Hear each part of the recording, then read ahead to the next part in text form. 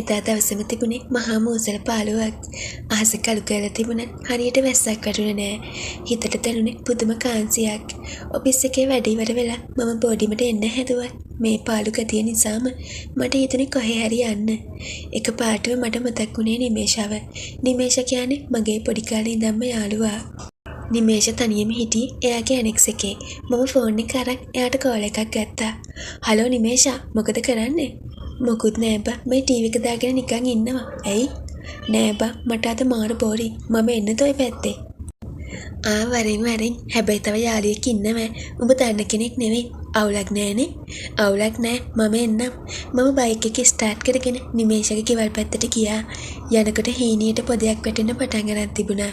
මම ගෙදරට ගොඩ වෙනකොටම නිමේෂ hina වෙලා දොර ඇරියා. එයා ඇඳලා හිටියේ බොහොම කෙටි ඩෙනිම් කලිසමකුයි අත් නැති බැනියමකුයි. ගෙදරට අඳින සාමාන්‍ය විදිය තමයි ඒ. මම ගේ ඇතුළට ගියාම දැක්කේ සෝෆා එකේ ඉඳගෙන ඉන්න තවත් ගෑනු ළමයෙක්ව. "කසන්, මේ ඉන්නේ දිලිනි. දිලිනි, මේ ඉන්නේ මම කියපු මගේ බෙස්ට් ෆ්‍රෙන්ඩ් කසන්." නිමේෂ අපිව අඳුන්වලා දුන්නා. දිලිනි මම දිහා බලලා ලස්සනට hina වුණා. එයා නිමේෂට වඩා ටිකක් වෙනස්. ඇඟපත ටිකක් පිළිලා හරිම ආකර්ෂණීය පෙනුමක් තිබුණේ. එයා ඇඳලා හිටියේ ලා පාට ගවුමක්. ඒකෙන් එයාගේ සුදු පාට කකුල් ලස්සනට පේන තිබුණා. "හයි කසන්." දිලිනි හරිම සුහදව කතා කළා. "හයි දිලිනි." මමත් hina වෙලා එතන තිබුණ පුටුවකින් වාඩි වුණා. එළියේ වැස්ස ටික ටික වැඩි වුණා. අපි තුන්දෙනා විස්තර කතා කර කර හිටියා. දිලිනිත් නිමේෂ වගේම හරි විවෘත කෙනෙක් බව මට තේරුණා. ටික වෙලාවක් යද්දි නිමේෂ මගේ දිහා බලලා කටකොණකින් hina වුණා. "මොකද කසන් නිකන් මැලවිලා වගේ. අපි පොඩි ෂොට් එකක් දාමුද?" මම පුදුම වෙලා වගේ බැලුවා. "අද මේ වෙලාවේ?" "ඇයි අවුරුද්ද දිවිතිත් මොනවා? අපි පොඩි පාටි එකක් දාමු. කොහොමත් ඇස්සනේ." නිමේෂ ඇක්කාලා කිව්වා. දිලිනිත් hina වෙලා ඔළුව වැනුවා. "ඔව් අනේ, නිකන් ඉන්න එකේ පොඩි ෆන් එකක් ගමු." නිමේෂ කුස්සියට ගිහින් එයා ගෙනත් තියාගෙන හිටපු වයින් බෝතලයක් සහ වීදුරු 3ක් අරගෙන ආවා. ඊට පස්සේ අපි තුන්දෙනා සාලේ මැද තිබුණ පොඩි ටීපෝ එක වටේ බිම වාඩි වුණා. නිමේෂ වීදුරු වලට වයින් පිරෙව්වා. "චියර්ස්." අපි තුන්දෙනාම වීදුරු එකට හැප්පුවා. වයින් උගුරෙන් පහළට යද්දි ඇඟට අමුතු මුණුසුමක් දැනුණා. ටික වෙලාවක් යද්දි කතාව තවත් රසවත් වුණා. අපි බලන ආදර කතා ජීවිතේ වෙච්ච විහිළු වැඩ ගැන කතා කළා. එළියේ වැස්ස සද්දෙට වහිනවා. කාමරේ ඇතුලේ තිබුණේ ඩිම් ලයිට් එළියක් විතරයි. ඒ පරිසරේ අමුතුම හැඟීමක් ඇති කරන જાතිය එකක්. වීදුරු 2-3ක් බනකොට අපි තුන්දෙනාටම ටිකක් මත්ගතිය දැනෙන තිබුණේ. නිමේෂ මගේ වම් පැත්තෙනු, දිලිනි මගේ දකුණු පැත්තෙනුත් වැඩි වෙලා හිටියේ. නිමේෂ හිමීට මගේ උරහිසට ඔළුව තියාගත්තා. "කසන්, උඹ දන්නවද? උඹ හරි හොඳ කොල්ලෙක් බං.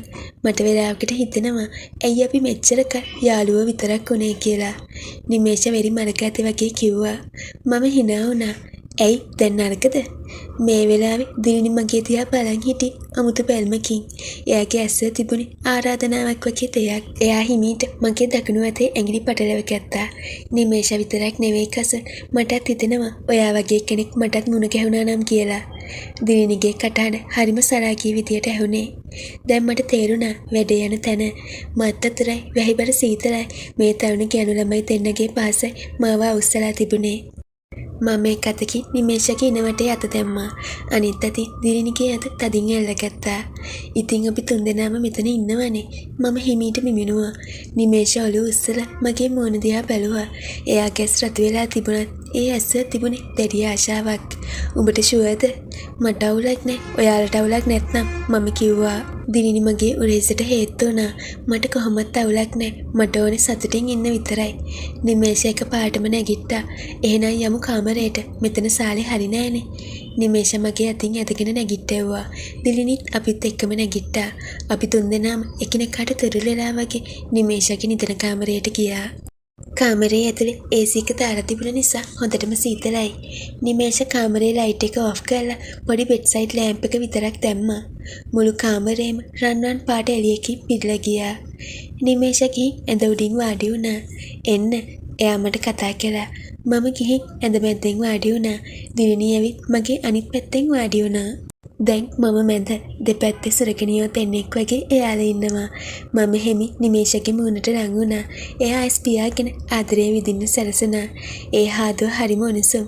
ඒ වෙලාවෙම දිලිනි මගේ බෙල්ල හරියට පහත් වෙලා එයාගේ කරන්න පටන් ගත්තා. මට ඉබේටම කෙඳිරි ගෑවුණා. අපි තුන්දෙනා අතර තිබුණ ලැජ්ජාව, බය දැන් නැති වෙලා ගිහින්. තිබුණේ එකිනෙකාගේ පහස විඳගන්න තිබුණ දැඩි ආශාව විතරයි. දිනිනි මගේ පපුව අතගාමි මට තවත් තුරුළු වුණා. කසුන් ඔයා හරිම රස්නේ. දිනිනි මගේ කාන්ට කියලා කිව්වා. ඔයාලා දෙන්නත් එහෙමයි. මම දෙන්නවම මගේ පපුවට තුරුල් කරගත්තා. ටික වෙලාවකින් අපි තුන්දෙනාම ඇඳමත දිගා වුණා. අපි අපේම ලෝකයක තනි වුණා. නිමේෂගේ සිනිඳු සම දිලිනිගේ පිරුණු ඇඟපතත් මගේ ඇඟේ ගැටෙද්දි මට දැනුනේ කියාගන්න බැරි තරම් සැපක්. අපි තුන්දෙනා එකිනෙකා පැටලිලා හිටියේ හරියට එකම ශරීරයක් වගේ. නිමේෂ මගේ මූණ ගන්නකොට දිලිනි මගේ ඇඟ පුරා එයාගේ අත් යවුවා. අපි අතර එළි වෙනකම් මෙහෙම ඉමු. නිමේෂ මගේ කාට කොදරලා කිව්වා. ඔව් මට ආයේ ගෙදර යන්න ඕනේ නෑ. මම කිව්වා. දෙයිනි hina වෙලා මගේ ඇඟ උඩට ආවා. එහෙනම් අපි පටන් ගමු නේද? ඊට පස්සේ සිද්ධ වුණේ වචන වලින් කියන්න බැරි තරම් සුන්දර දෙයක්. ආශාවයි, ආදරයයි, මිත්‍රත්වයයි ඔක්කොම එකට මුසු වෙච්ච පුදුමාකාර රැයක් ඒක. වැස්ස සද්දෙට අපි තුන්දෙනාගේ කෙඳිරි හඬ යටපත් වුණා. නිමේෂාගේ ආදරණීය බව දිලිනිගේ තාංකාර බවත් අතරේ අපි අතරමං වුණා. අපි තුන්දෙනාම මාරුවෙන් මාරුවට එකිනෙකාට සතුට බෙදා දුන්නා. කවදාවත් නොහිතපු විදියට කවදාවත් නොලබපු අත්දැකීමක් එදා රෑ මම වින්දා. පැය ගණනාවකට පස්සේ අපි තුන්දෙනාම හොඳටම මහන්සි වෙලා දාඩියෙන් තෙත බරිත වෙලා එකිනෙකාට තුරුල් වෙලා නිදාගත්තා.